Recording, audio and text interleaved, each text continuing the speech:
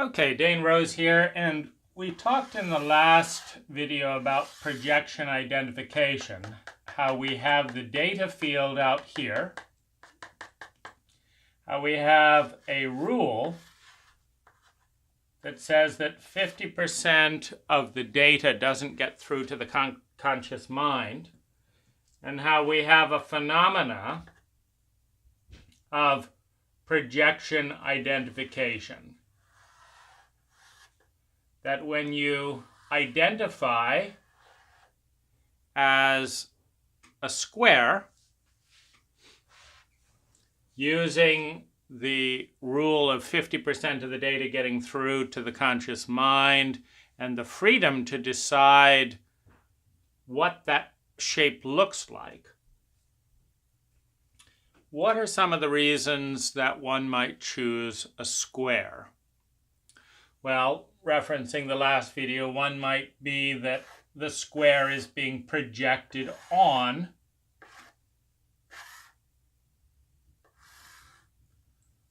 to the child. Now, I noticed this with my mother, that there were certain behaviors that were real for her, that she engaged with, and plenty of other parts and behaviors that just didn't seem like they existed or could exist. And so I could either decide to be a square and be real, meaning have impact, or I could decide to be many other shapes but be invisible. And one of the primary needs of a child is to be visible, and the best way to be visible is to fit into the pattern of the parental projection. The parent has a projection inherited from the culture, inherited from their own family of ancestors, that what they're expecting as a child is this. Now, every time you put data into that field of projection, it gets validated with attention, with reaction, with responsiveness, with praise or punishment. The primary food is impact at a young level. Now, anything that's outside of that gets ignored, rejected, sometimes even punished, because the unknown, what makes a parent feel out of their depth, the devil you know is worse, is much more comfortable than the angel you don't. What's out of your depth, what makes you feel like you may not know what you're doing, elevates the fear, which often then migrates over to anger in the parent. So many children are attacked. If you think of the logic of attacking homosexual men in a culture that's homophobic, one of the reasons that parents attack homosexual sons is that they don't know how to deal with the homosexual son. And so they get angry because they're afraid of their incompetence. They're also inadequate and feel inadequate because they feel afraid to protect, of their inadequacy to protect their son from an ignorant and homophobic culture. And so you have this phenomena of, discouraging and even punishing behavior that goes outside of the realm of normal.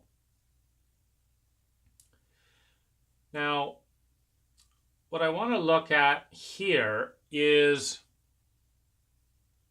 if you've got all of this chaotic data and you can only process 50% of it, why might you, as an adult, so you're no longer primarily identifying as a child in relationship to the primary relationship, which is the parent, why might you hold on to the square?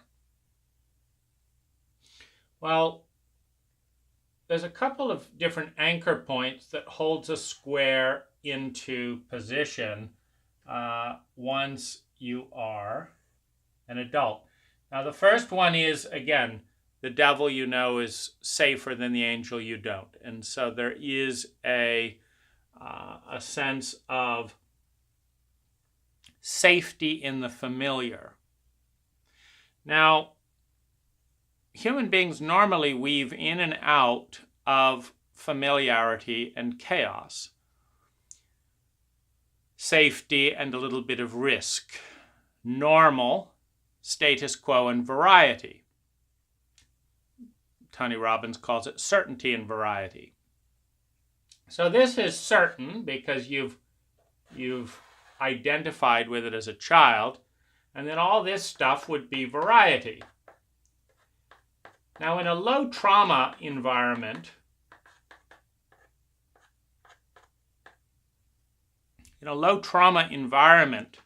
variety is always the next step after certainty.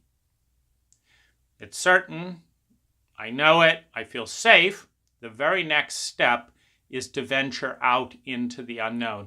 And this is really important because aside from this 50% of the data right around us is not processed and registered by the conscious mind, the vast sphere of the universe and multiverse, 99.9% of everything out there is in the unknown. And a lot of that is in the unknown. And so in order to grow, to become more, we've got to stretch outside the safe and familiar image. But in a high trauma situation, the message going to the body is that life is in jeopardy. Now, in a highly capitalistic, volatile culture, if your money is uncertain, you experience trauma. Because without money in the United States, you don't survive. You lose social ranking and you lose survival. So this is a very important principle within highly capitalistic cultures, is volatility and uncertainty around money equals possible death, certain, if not, possible, if not certain humiliation, loss of worth, which means there is a clinging to the familiar. Because the higher the trauma, the higher the fear of death, the more we go back to our most primary position within our psyche, within our habits, etc. This is one reason that addictions are one of the highest, or I should say addictions are one of the most intimate relationships that we have with the world. An addict and their addiction are more loyal to one another, are more familiar to one another, and feel in many ways safer than any other relationship. If you're in a relationship with an addict and they have to decide between their stuff and you, they're going to pick their stuff. It's a tighter relationship because one of the reasons that an addict has a relationship with a substance is the substance is more dependable. It's more certain than you are. The substance doesn't have a time of month. The substance doesn't have a bad mood. The substance doesn't call up and say, sorry, honey, I've got to cancel. It's another late night at the office. The substance is always there, which is one of the reasons why trauma leads to addiction. And it's one of the reasons why addiction, particularly in an insecure and flaky relationship culture, that addiction rates are so high. You need a secure, attached relationship when you're in trauma. When people don't measure up in a flaky and unsecure attached culture, then substances become the substitute providing the level of certainty to cope with the traumatic feelings that have not been resolved. So one reason to hang on to the established image is fear of uncertainty. This is escalated to the degree there is trauma in life. Now, the next reason to hang on to the normal identity, even if it's limiting and abusive, is that it makes other people feel comfortable. Meaning, if you suddenly turn into this other shape over here, which you could just as easily do on an arbitrary basis, why not? Like, why not be a triangle rather than a square? They're both true, meaning the data, this pattern of chaotic data, supports both.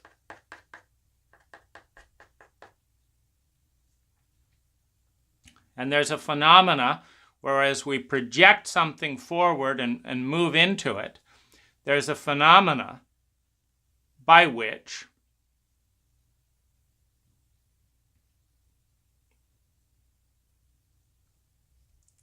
what we put our attention to, what we evoke, what we honor, starts to compel a relationship into this new image. But there is a chaos period and there is a friction period, and it ties into what other people are comfortable with. Now, if you are in a relationship with 20 people and they're all going through crisis, and you say, well, I'd like to change. Their first response is the knee-jerk response of unfamiliarity. It's like, what do you mean you want to change? You don't get to just change because you're always like this. This isn't who you are. You're like this. You laugh at these kind of jokes. You think this is good.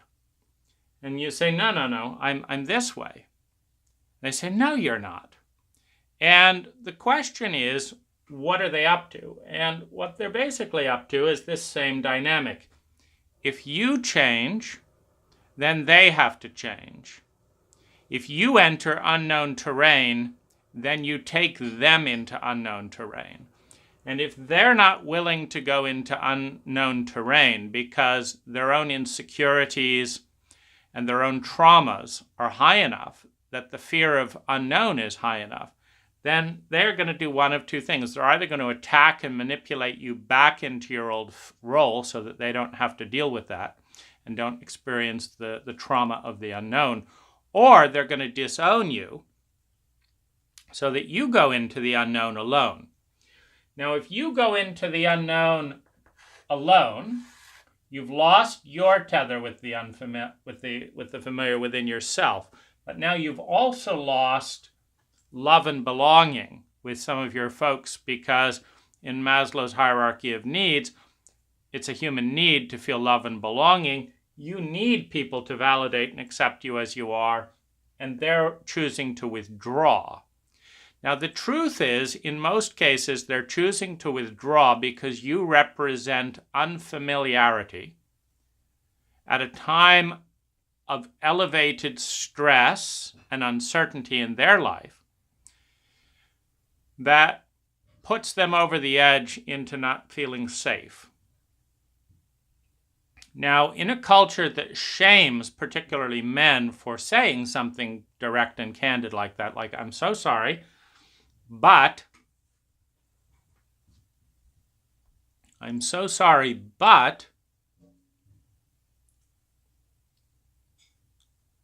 I can't deal with the amount of fear that I have, with the amount of chaos and uncertainty I have, given the amount of trauma that I feel. In a culture that sees that as emotional, and in a culture that is chauvinistic and thus views emotion as feminine, and through chauvinism views femininity as weakness, then if you're feeling overwhelmed and traumatized, and your option is to take on and communicate, like, I'm sorry, I'm feeling emotional, i.e., American cultural translation, i.e., I'm feeling feminine and thus weak, no man or woman wants to do that. So the tendency is to flip the judgment outward from I'm feeling emotional, i.e. weak, to there's something wrong with you, or this is not happening, i.e. you don't exist, or you're bad and I'm rejecting you. Now this elevates the trauma, the fear of being all alone and lonely forever and thus not being able to survive, one of the deepest human fears. So friends start rejecting you for change. You feel the uncertainty of change. So this is not encouraging. So often people fall back into the terrain that makes other people comfortable so that they will stop rejecting them, so that their own trauma levels can go down and so that they can feel safe. There's also the reality of confidence, meaning you have confidence in being able to do anything that you've done for a while well, and you don't have confidence about something new because confidence comes from experience, and if you're going into a new domain, you don't have a lot of experience yet. And so your confidence is lower. And again, in a chauvinistic culture, confidence is based on, is correlated with value and attraction. If you're confident, you're attractive. And one of the reasons for this, it goes back to the underlying issue of trauma. When you feel uncertain and scared, being around other people who are certain and confident makes you feel calmer. So the more traumatized a culture, the more someone who exudes confidence will be desirable. Since you can't exude confidence until you're good at something, and when you're adopting a new image, a new identity, you're not going to be competent. You're actually going to be less popular through the lens of confidence viewed from the platform of trauma. Now you come over to this other area, that's holding this thing in place. And there's often grief, because what you're looking at is something is giving birth, which brings joy, which is vulnerability and is feminine. There's also grief, because something is dying, which is a feminine process. So you've got two judgments of chauvinism around both the joy of giving birth and the grief of dying. There's also the fact that in our culture, we don't know how to grieve. You can go through the entire cultural education protocol and learn nothing but how to be awkward and avoid and feel ashamed for grief.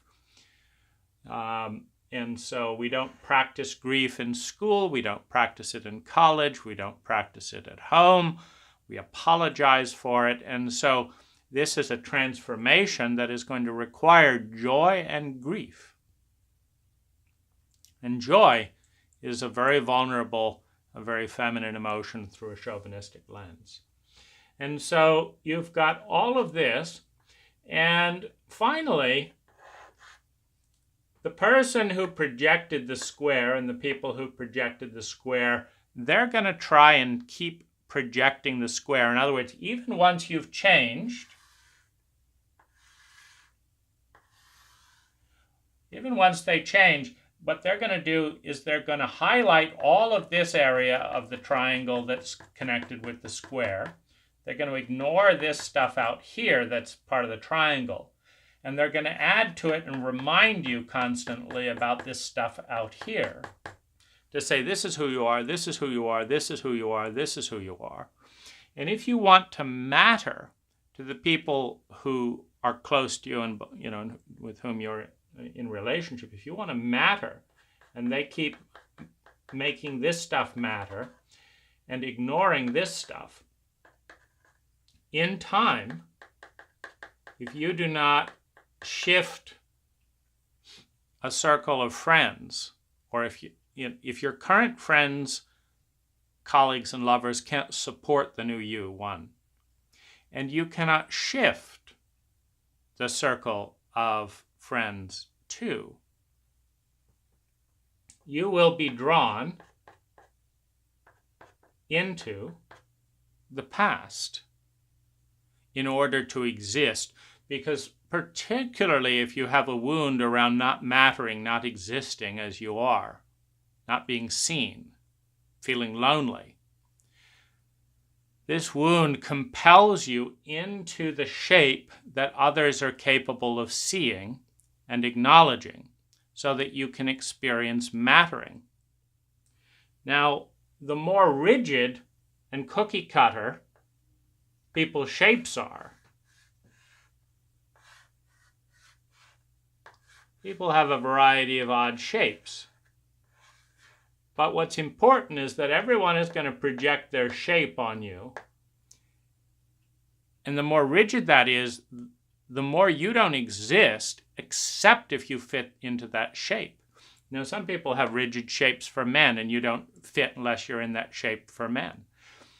Some people have rigid shapes for age, and they just ignore you completely unless you behave age appropriately. Other people have rigid shapes into money and basically say you're not worth anything unless you have this money, and if you don't. Others have shapes around clothing. If you don't speak this way, you don't wear this thing, you don't do this kind of thing, you don't exist, or you shouldn't exist. And so this is the phenomena, internal and external as an ecology, that makes it so difficult to change from a familiar self-image and identity into something brand new that is equally supported by the data. In fact, could be even more supported. There could be a variety of things going on in your life that supports an image change. But if all of these things are going strong, the warp to make everyone comfortable, including yourself, may keep you strong in the old image.